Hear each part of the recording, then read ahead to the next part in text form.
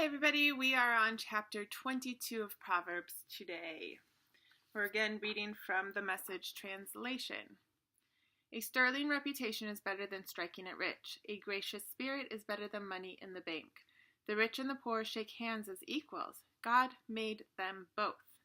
A prudent person sees trouble coming and ducks. A simpleton walks in blindly and is clobbered. The payoff for meekness and fear of God is plenty and honor and a satisfying life. The perverse travel a dangerous road, potholed and mudslick. If you know it's good for you, stay clear of it. Point your kids in the right direction. When they're old, they won't be lost. The poor are always ruled over by the rich, so don't borrow and put yourself under their power. Whoever sows sin reaps weeds, and bullying anger sputters into nothing. Generous hands are blessed hands because they give bread to the poor. Kick out the troublemakers and things will quiet down. You need a break from bickering and griping. God loves the pure-hearted and well-spoken. Good leaders also delight in their friendship.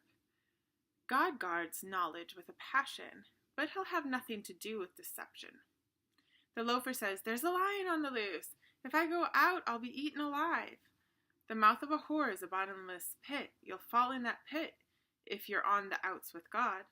Young people are prone to foolishness and fads. The cure comes through tough-minded discipline. Exploit the poor or glad hand the rich. Whichever, you'll end up the poorer for it. Listen carefully to my wisdom. Take to heart what I can teach you. You'll treasure its sweetness deep within. You'll give it bold expression in your speech. To make sure your foundation is trust in God. I'm laying it all out right now just for you. I'm giving you 30 sterling principles, tested guidelines to live by. Believe me, these are truths that work and will keep you accountable to those who sent you.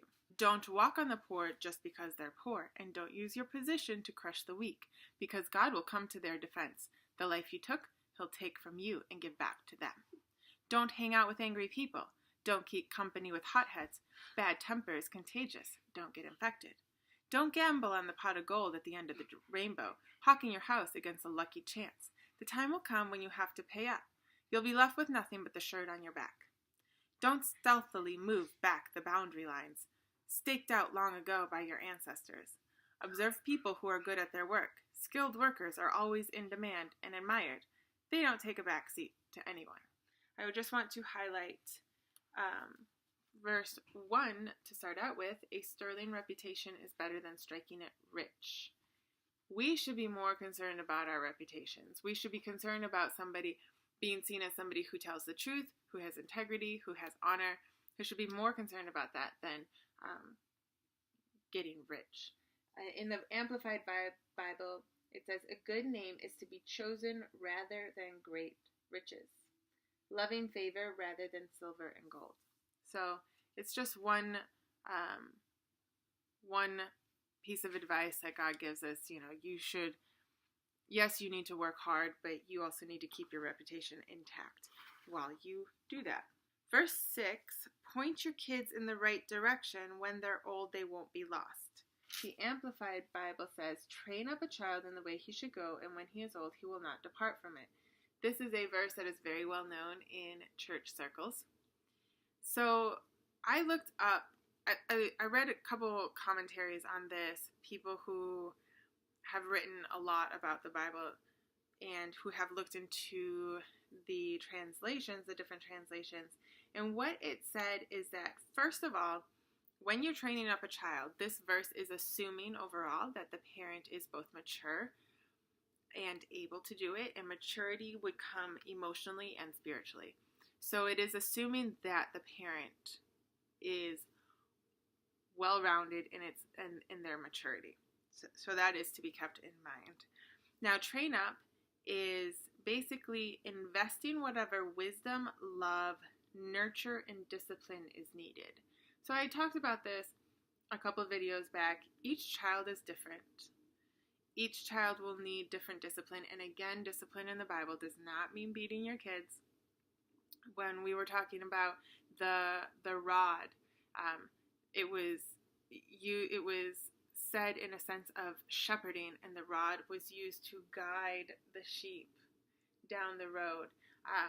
It was not used to beat the sheep but the sheep go in a large herd, and so the rod guides this end of the sheep, and when those sheep turn, the rest of the sheep turn. And so it is used as a guide.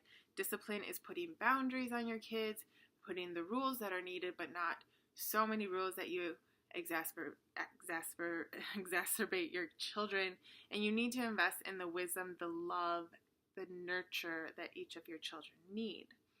And then the way he should go, and again, he also means she, that you need to train each child according to the unique personality, gifts, and dreams of the child. And so as a parent, assuming that you are mature emotionally and spiritually, this takes time and investment to understand the unique personality, gifts, and dreams of each of your children. And that should be what guides you in training them up. Then training them up also means to avoid the natural tendencies of each child. So everybody has their sort of natural tendency to go the wrong way, right? Like some of us are not so organized. That is a bad natural tendency of mine. A natural tendency of mine is to speak before thinking. It is something that I have worked really hard on. And to not take criticism. That is a natural tendency of mine, but I am working really hard not to be like that. So you need to understand the natural tendencies, the bad natural tendencies of the child, such as laziness. You know, does your child tend to be lazy? Do they not tend to like hard work? And you need to encourage them in that. Do they have a tendency to tell lies? You need to really enforce why it is important to tell the truth. Do they have a tendency towards depression? You need to find resources and ways to get them out of those tendencies. So these tendencies can be a lot of things.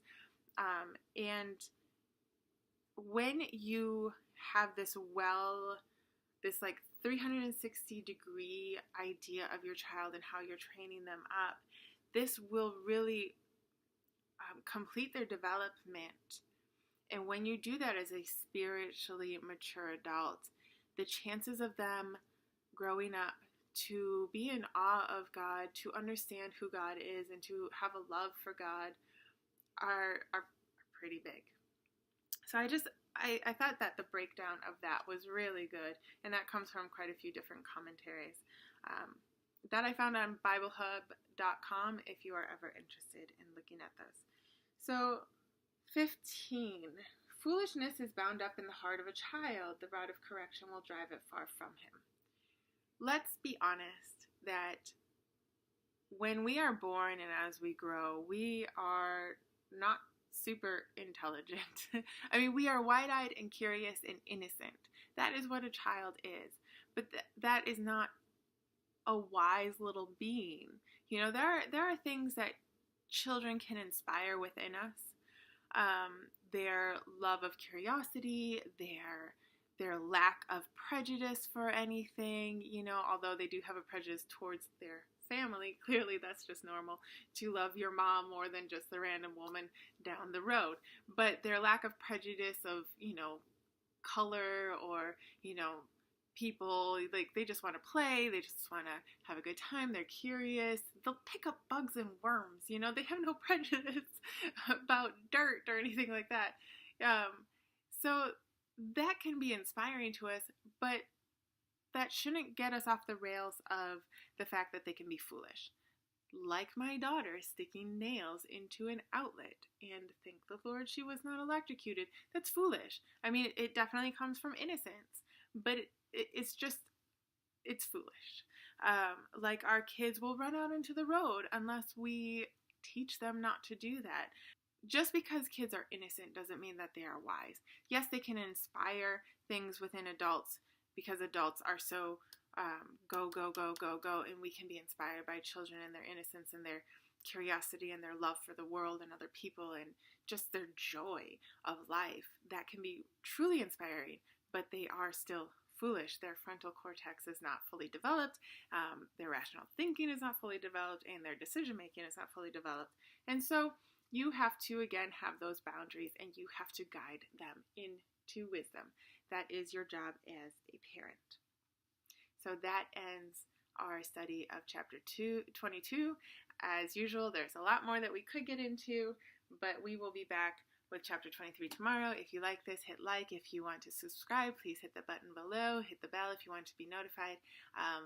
Hit me up in the comment section if you have anything to add or questions or just comments you want to give. Until next time, bye.